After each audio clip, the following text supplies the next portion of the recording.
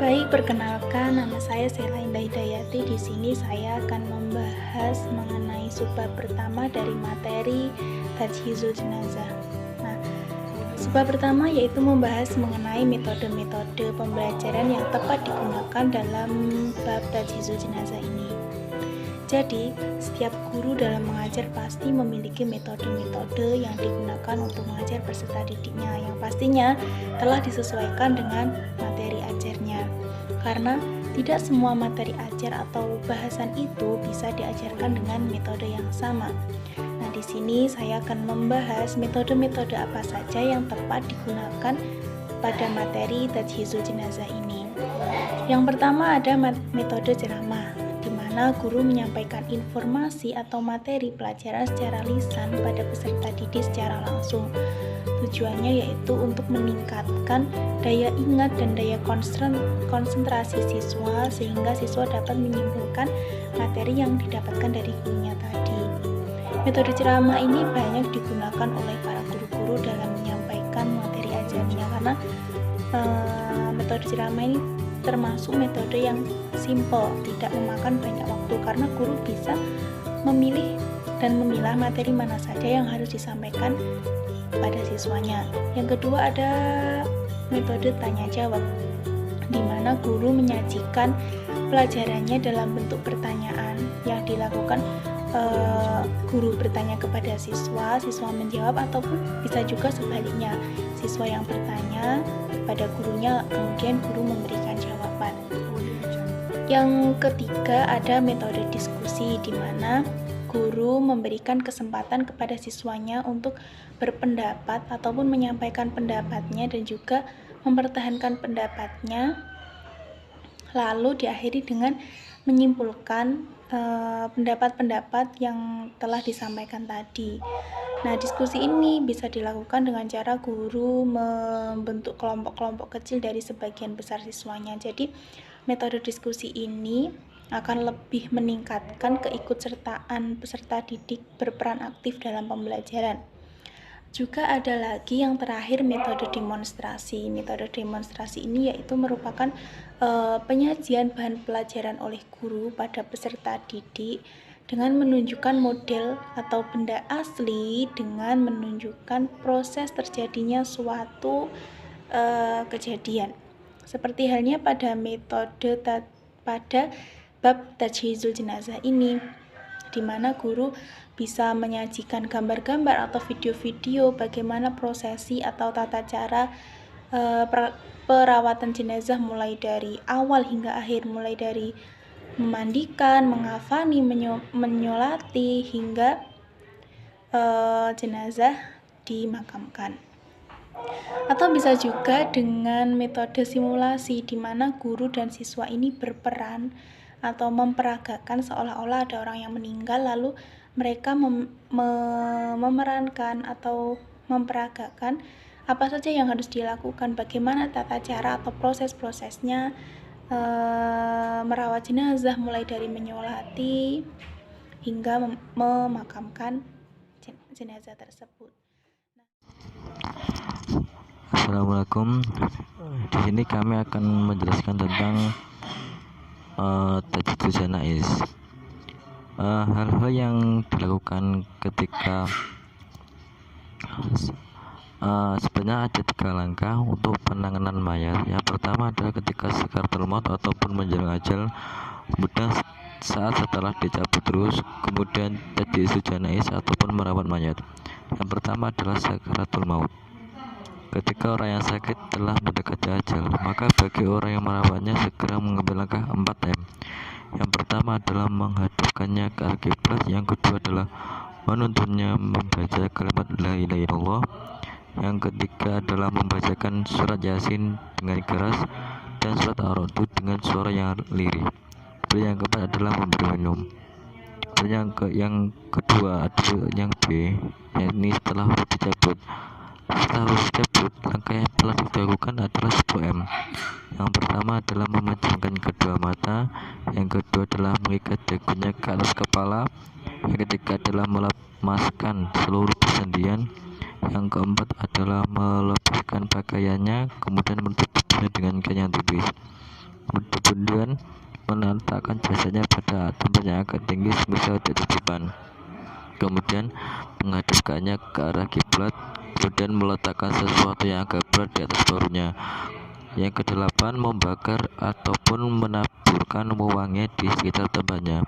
Kemudian yang sembilan, mengumumkan berita kematiannya. Yang ke-10, membebaskan segala tanggungan hutang dan lainnya. Kemudian yang D adalah merawat jenazah. Tajhiz janaiz ataupun merawat, yang artinya merawat ataupun mengurus seseorang yang meninggal secara fardu kifayah adalah yang artinya mengurus seseorang yang telah meninggal. Secara fardu kifayah, hal itu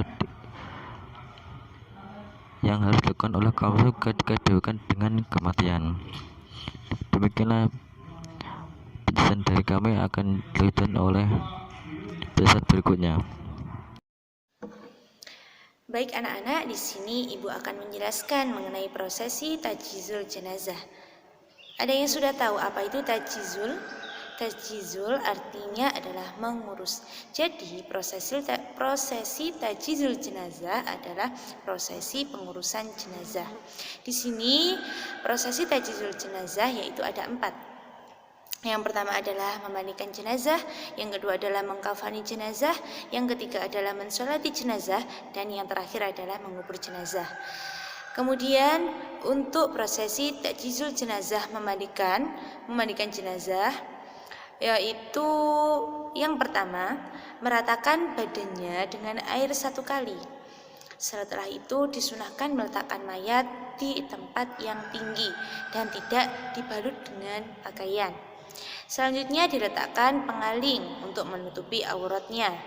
Kemudian memandikannya harus dengan niat dan memulai dengan meremas-remas perut mayat sehingga secara pelan untuk mengeluarkan kotoran dan menghilangkan najis yang ada dalam tubuh jenazah. Selanjutnya adalah memandikan 3 kali dengan air dan sabun atau air biasa yang dicampur dengan daun bidara. Setelah itu yang terakhir adalah bisa dibubuhkan dengan air kapur barus.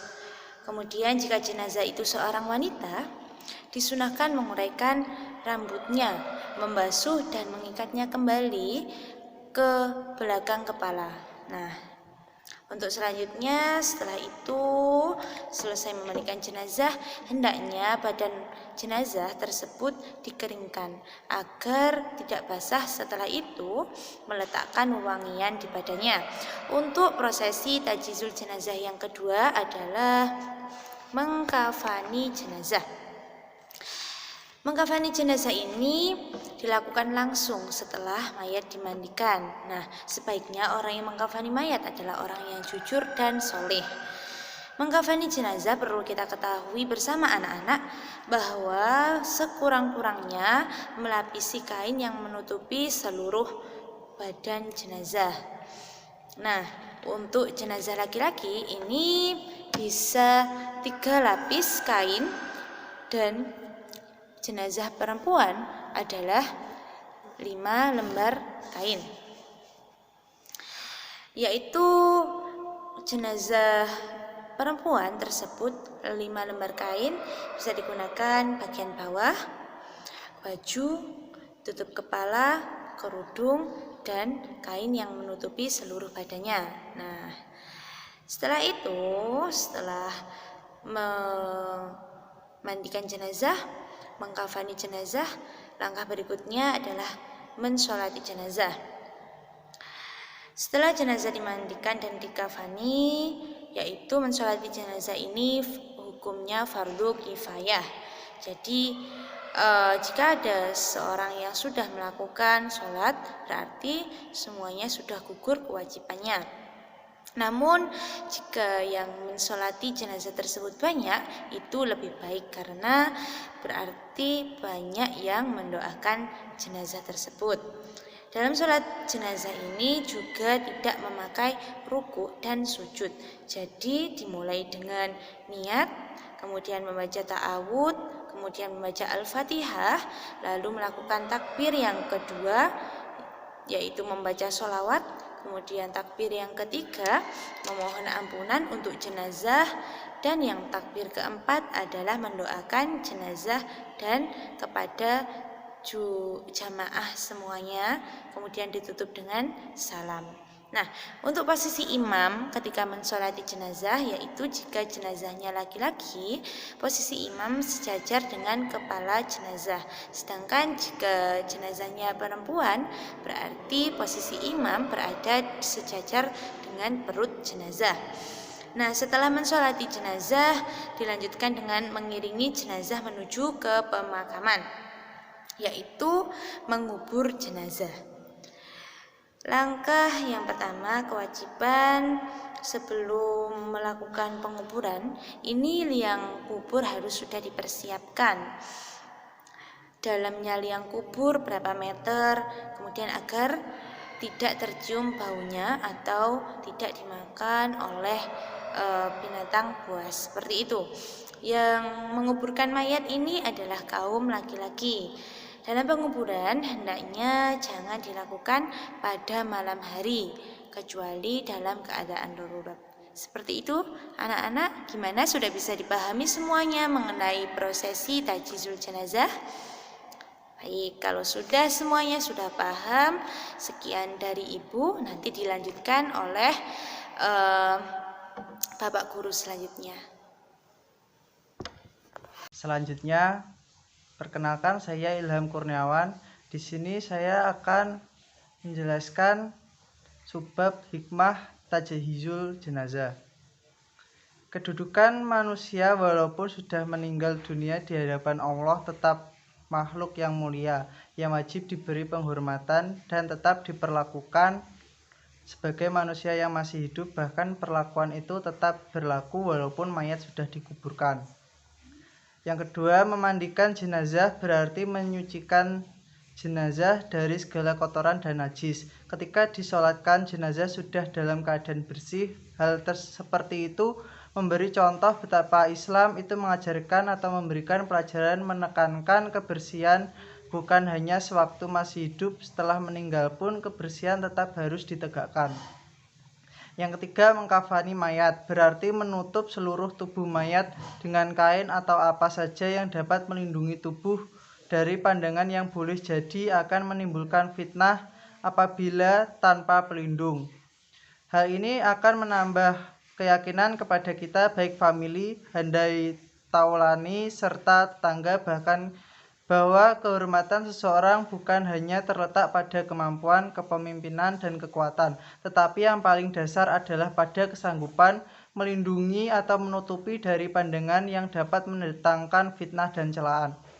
Yang keempat, mensolati jenazah berarti mendoakan mayat. Isi doa adalah permohonan agar mayat mendapat ampunan, kasih sayang, dan terlepas dari siksa kubur dan siksa akhirat. Ini menunjukkan betapa tinggi nilai persaudaraan Islam, sehingga melihat seorang muslim meninggal tidak rela saudara muslim mendapat musibah atau cobaan. Yang kelima, keseluruhan penyelenggaraan jenazah difardukan kifayah kepada umat Islam. Kewajiban ini akan mendorong setiap orang untuk mempererat dan senantiasa berusaha meningkatkan persaudaraan sesama muslim, sesama hidup.